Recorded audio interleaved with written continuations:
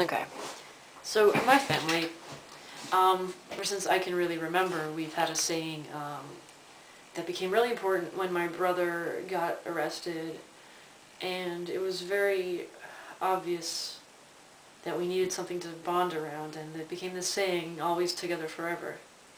And it became a greeting. It was in all of our remarks, basically, to one another at meeting and saying goodbye, and it was very, very good and helped my family come through a lot. And I'm making this video to sort of address the importance of that to me now. So my parents asked me one time why it was so important that they accept me or respond positively to my choice to transition.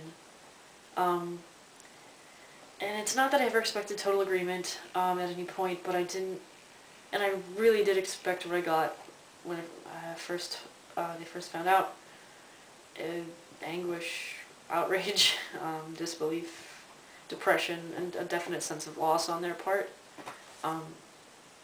These feelings are understandable, but I think at some point family needs to understand that this decision belongs to you, and that your feelings are indeed stable and rational, and that you've thought it through very deeply, and that you're aware of all these risks, physical and otherwise, that are going to come about. And at this point, your family needs to really step up, and while it really is important for you to empathize with them, it's important for your family to move past these preconceived dreams that they have for you, because if they move past this, then they'll really realize how much happier their children are going to be living more fulfilling lives, living freer lives. And my parents, not my parents in particular, but parents who reject their children outright often will say that, well, you rejected us too. You found this other support network in your friends, and you'll have your comfort over there, but so you don't need it from us. But like most people in this society, we've grown up with this notion that family is supposed to love you unconditionally. That they're there when you have nowhere else to run, and when the rest of the world is literally bombarding us with hate and oppression, we're going to find solace and comfort in their arms, the people who taught us to be proud of who we are. And the last thing we want from them is, from these people who have been there through the ups and downs of our lives, to supplement this sort of transphobic onslaught that we may face by some people by, saying negative things toward us. And the last thing we need in times of desperation and fear, which may happen, are shots of "I told you so."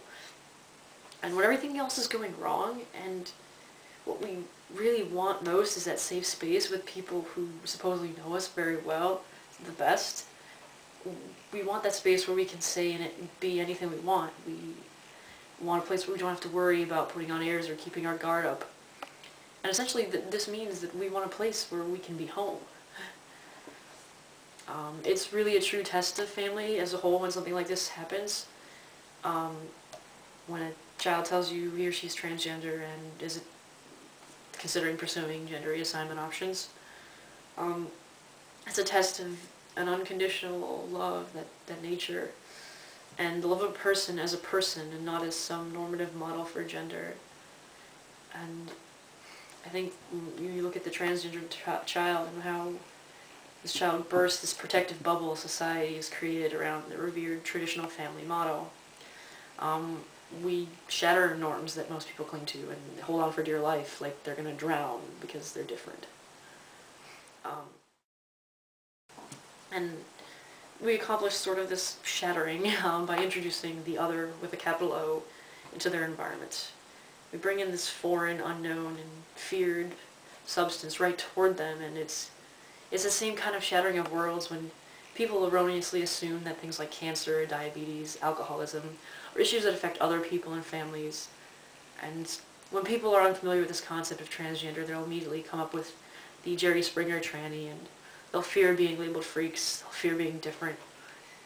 And really what you could say to this, what I want to say to this is, why don't you look to us?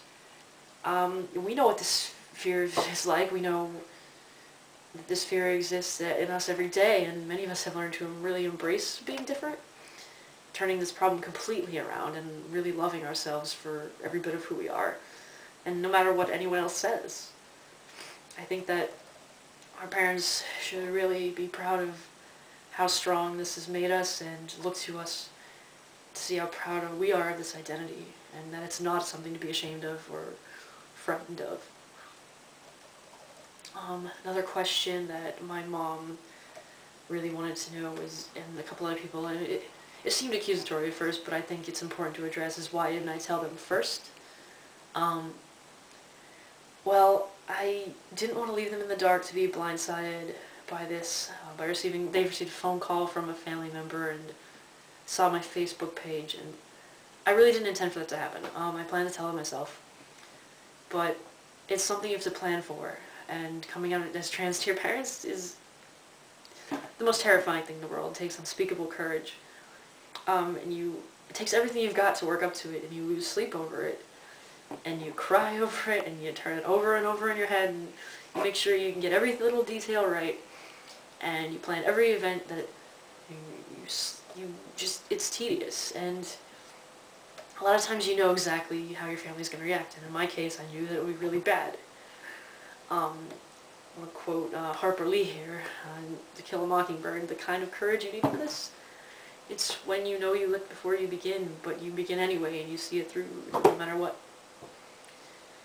It's like facing a firing squad or signing up to be a kamikaze pilot, and you really do risk losing everything, and risk losing love of the most important people in the world to you, risk losing your home, your education. It's a huge burden to have to deal with this, and this is why it's really important to build this social support network before you tell your parents. It's important that you have somewhere to turn when this disaster strikes, if it does. So it's important that you can make that 4 a.m. phone call in hysteria to your best friend. It's really important to surround yourself with people that understand you and are going to love you and accept you no matter what may happen with your family. And this kind of social support network is really what often prevents depression in cancer patients, helps newly divorced people move on with their lives, and really helps all these grieving people in the world carry on to the next day.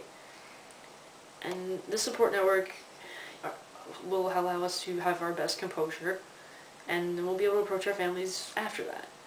It's not that we haven't thought through every little detail, and it's not something that's suddenly arisen out of nowhere. I know a lot of people see that and that's what they say, but it's not some whim, it's not a game, and it's not something that's going to go away. It's something that most of us have known our entire lives, and even if we didn't have a name for it at the time. So what we ask of our family members, what I'm asking, is that you understand these things as family members, that you respect us. We ask that you try to learn as much as you can without feeling the need to cram statistics about death and unemployment in our faces. And don't assume that we aren't aware of what awaits us. We're very aware, and that's why we need you more than anybody else.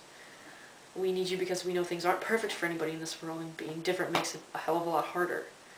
We need you because we have all these wonderful memories with you, and we want the opportunity to create more. What this really means is we need you because we love you. Thanks.